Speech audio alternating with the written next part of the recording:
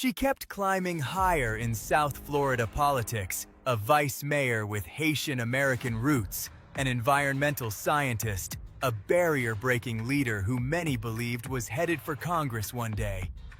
But in the early hours of April 1st, 2026, Nancy Metayer Bowen was found dead in her own bedroom.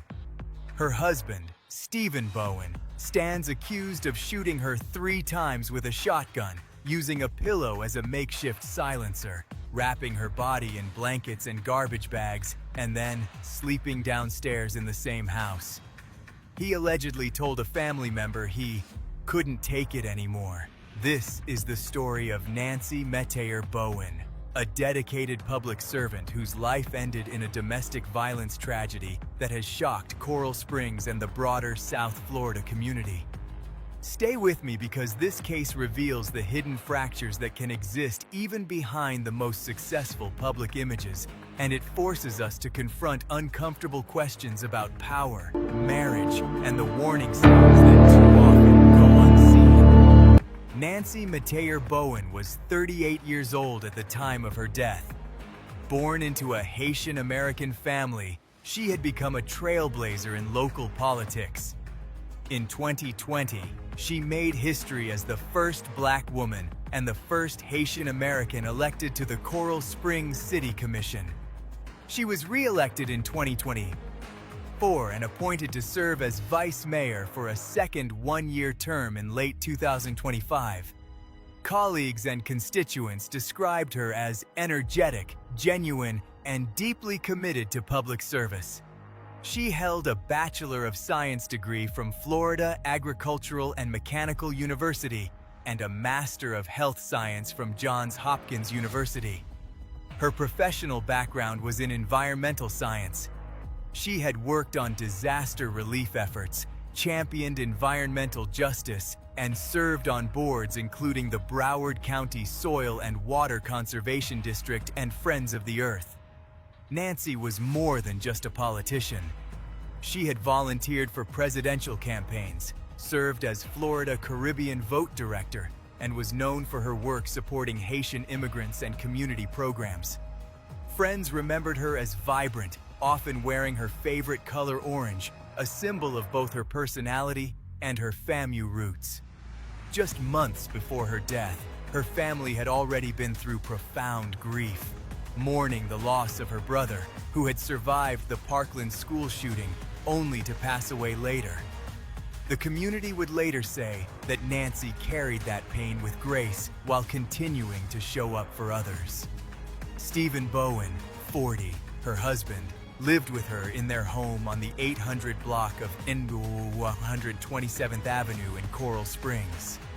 From the outside, they appeared to be a stable couple navigating life in a prosperous suburban city of roughly 140,000 residents. But behind closed doors, tensions had clearly been building. Police records later revealed that officers had responded to the address at least 6 times between August 2023 and April 2026 for various calls. While authorities emphasized that none of those prior visits were formally classified as domestic violence incidents, the repeated police presence at the home raised immediate questions in the days following Nancy's death. Neighbors and colleagues would later reflect on how little they truly knew about the private dynamics of the marriage.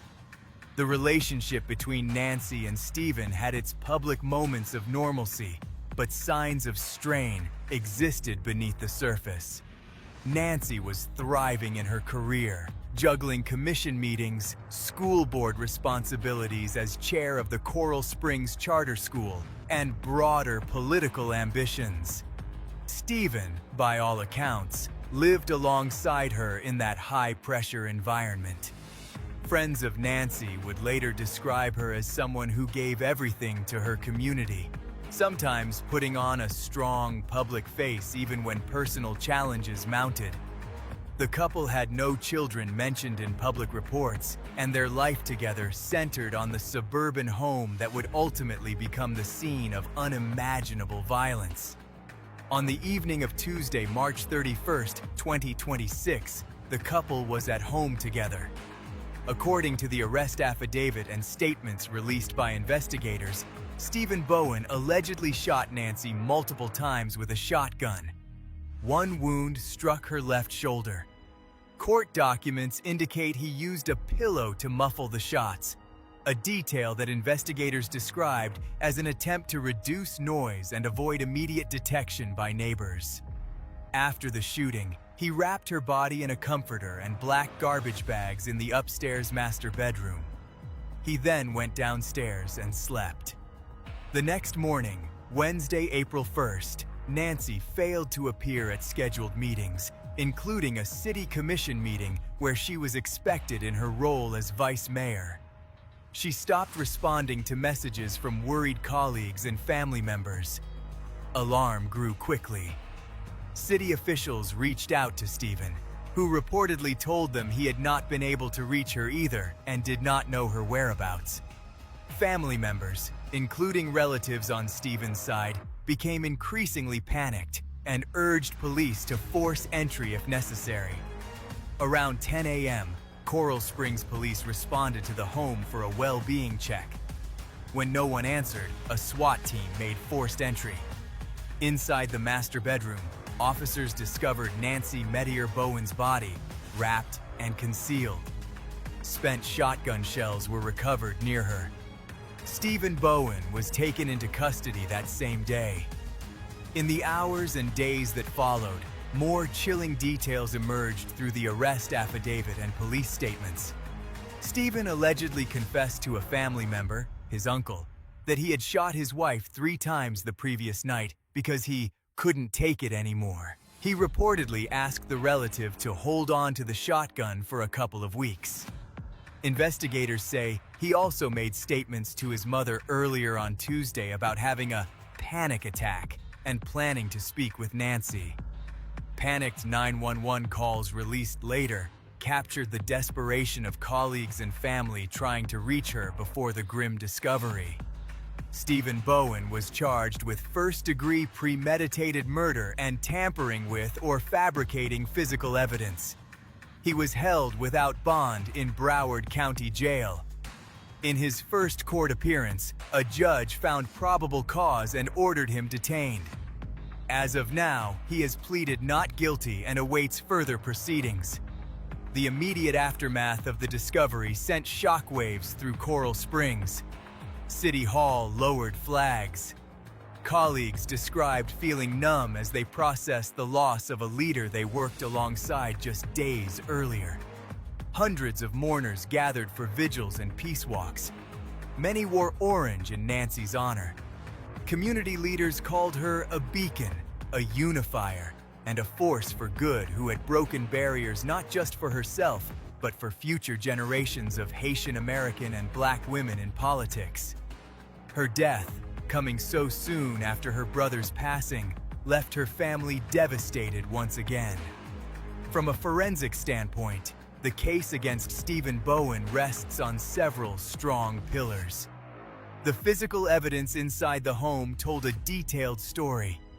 Nancy's body was found wrapped in a comforter and black garbage bags, actions investigators interpreted as a deliberate attempt to conceal the crime and delay discovery. Spent shotgun shells were recovered at the scene, consistent with 3 shots. The use of a pillow as a makeshift silencer suggested a level of calculation, even if the act itself stemmed from deep emotional distress. The timeline was corroborated by multiple sources: missed meetings on April 1st, text messages and calls from worried colleagues, Stephen's own reported statements to family members, and the rapid police response once the well-being check was requested. Officers noted signs of possible projectile damage to the exterior of the home consistent with the shooting. Critically, there were no reported signs of a prolonged struggle that would indicate mutual combat or self-defense. The absence of defensive injuries on Nancy, combined with the close-range nature of the wounds, supported the prosecution's narrative of a targeted attack while she was likely in bed. Phone records, 911 audio, and neighbor statements further locked in the sequence of events. A neighbor had reportedly seen Nancy walking her dog around midnight on March 31st, providing a last known sighting before the alleged shooting later that night. Stephen's movements the next morning, including his visit to his uncle, added layers to the tampering charge. This tragedy, like so many domestic violence cases that reach lethal levels, appears rooted in deep underlying tensions that finally exploded. Stephen Bowen's reported statement, "I couldn't take it anymore," points to accumulated resentment, stress, or an emotional breaking point. Whether financial pressures, personal issues, differing life trajectories, or long simmering marital conflicts played a role is still under investigation. The premeditation charge suggests this was not purely a spontaneous eruption during a single argument, but something that built over time. Nancy was publicly thriving, a visible leader with national political connections, environmental advocacy work, and a bright future. Privately, the marriage was clearly in crisis. The 6 prior police responses to the home, even if not formally logged as domestic calls, hint at a household under significant strain. Friends later spoke of Nancy as someone who poured herself into community work, sometimes at the expense of addressing personal difficulties. She had faced unimaginable family loss recently, yet continued showing up with strength and optimism. The psychological profile that emerges is one of contrasts. Nancy represented resilience, ambition, and public service. Stephen, by contrast, allegedly reached a point where he chose lethal violence.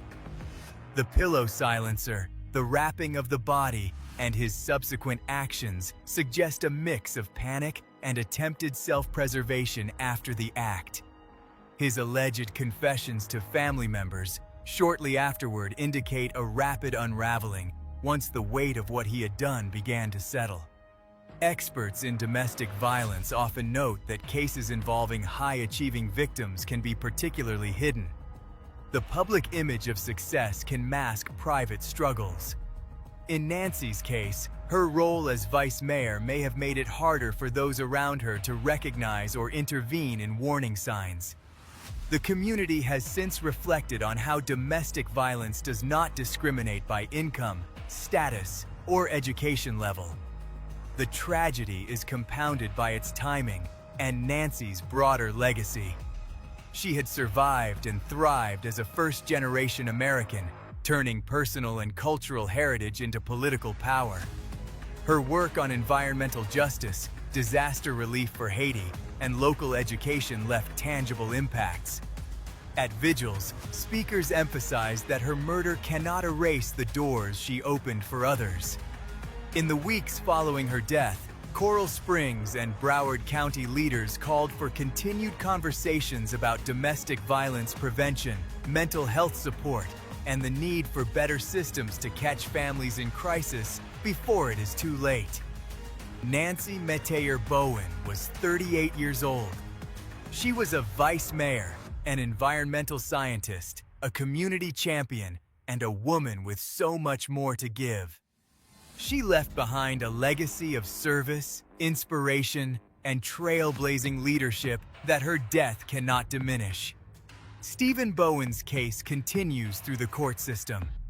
As more details emerge in the coming months, this story will likely be examined not just as a shocking crime, but as a painful reminder of the private battles that can rage behind even the most polished public lives. If you've made it this far, thank you genuinely. These stories matter. They shine a light on domestic violence, even when it touches those in the public eye, and they remind us to check on the people we care about. If this is your first time on the channel, subscribe and turn on notifications. We cover true crime cases in depth 3 times a week. I'll see you in the next one.